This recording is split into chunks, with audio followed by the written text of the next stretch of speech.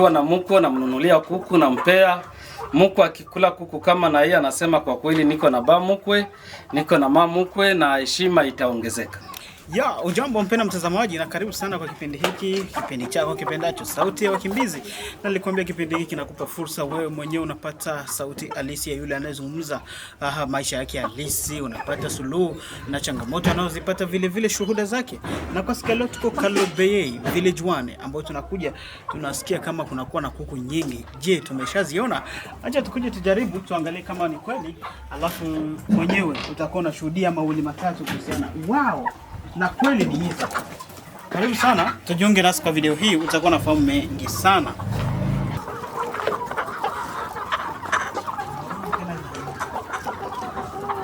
Mimi ni refugee, ni mzaliwa wa Kongo.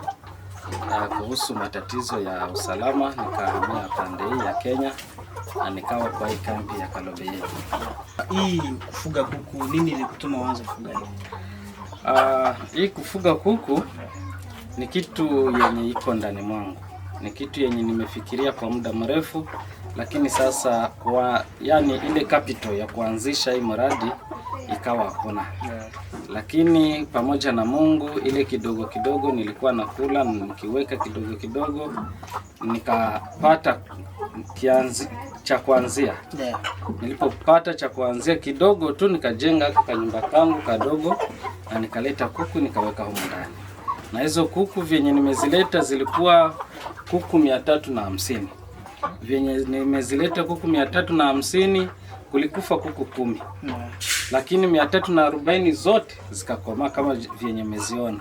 Na hiyo 340 nimeshauza kuku 200 na 30. Hizo ndo kuku nimeshauza. Hizi zingine zote zinabaki ndio zenye naona sasa hapa, lakini zingine nimeuza na ndio maana umeona nikijenga hapo ili kwamba nipanoe. Nataka wiki hii niende nilete nyingine faranga kidogo kidogo, lakini mawazo yangu si kuishia hapo, nataka nikuwe mkulima wa kuku kabisa. Sijui hii kazi yako ya kufuga ulijifunza ama? Hii kazi ni vyenye nimesema kwamba iko ndani mwangu. Na sikufunzwa na mtu tukae aanze nifundisha, hata mpaka sasa hivi na mimi natamani kuona huyo mtu mwenye anaweza nifunza, anifunze, tukae anionyeshe mambo ya kutengeneza chakula, mambo ya kuvaccinate nini na nini, lakini mambo mengi nimeyatoa kwa mtandao. Hivi kazi yako ulianza lini hapa Kalobeyei? Kuku za kwanza ni hizi. Za kwanza kabisa ni hizi. Na nimezileta ilikuwa tariki 29 ya mwezi wa 10. Mwaka huu umeisha. 2025. Ndio nimeleta hizi kuku zikiwa na wiki 2. Kwa hiyo vaccinate 2 zimepata hapa na zikawa zikikomaa, nikizipea booster, nikizipea madawa fulani zikiarisha na zinunulia Biosol na zipea mambo kama na hayo, nachukua naenda nunua chakula na zipea mpaka zikakomaa namna hii. Pamoja na Mungu yote yawezekana. Changamoto gani unakuwa unapata kwa kazi yako? Changamoto ya kwanza yenye iko kwa hizi kuku ni capital iko kidogo. The more capital iko kidogo na ndo unaenda fanya kazi yenye haungefanya kidogo, unafanya kazi kidogo. Lakini capital ingekuwa ni kubwa, ningeleta kuku za mingi na kuku zingekuwa hapa za mingi, watu wananunua.